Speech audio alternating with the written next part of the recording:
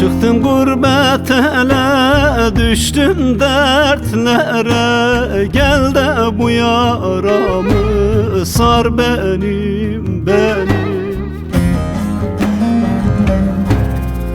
Çıktım gurbet ele, düştüm dertlere. Gel de bu yaramı sar benim. Ağlıyorum her gün, bitmez dertlerim. Gel de bu yaramı sar benim.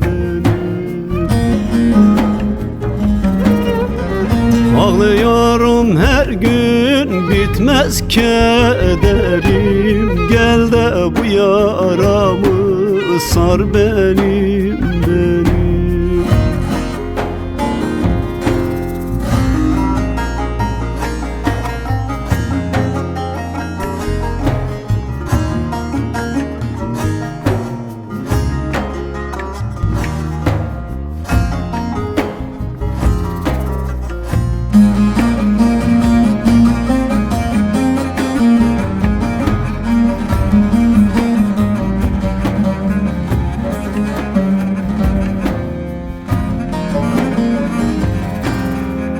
Çok aç kaldım, çok susuz ben burada. Hasret kaldım ben anama bacıma. Çok aç kaldım, çok susuz ben burada. Hasret kaldım ben anama bacıma. Zalim felek bitsin artık bu azap. N'olur sen kavuştur ulu yaradan.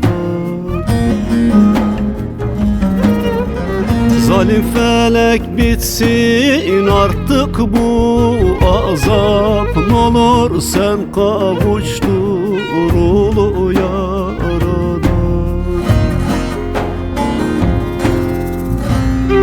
Bir lokma ekmek için düştüm yollara. Gazel erken geldi bu yıl bağlara. Hasret kaldı kardeş yaz ile bahara. Gel de şu halimi sor benim. Sor benim.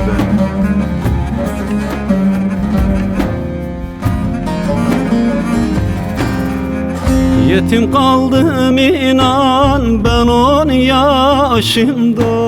Çok çileler geçti benim başımda. Yetim kaldım inan ben 10 yaşımda.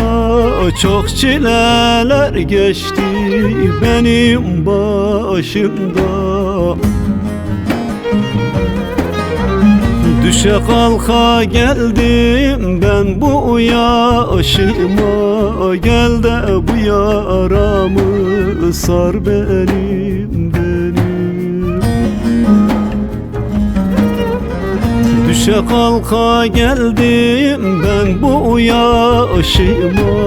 Gel de bu yaramı sar benim.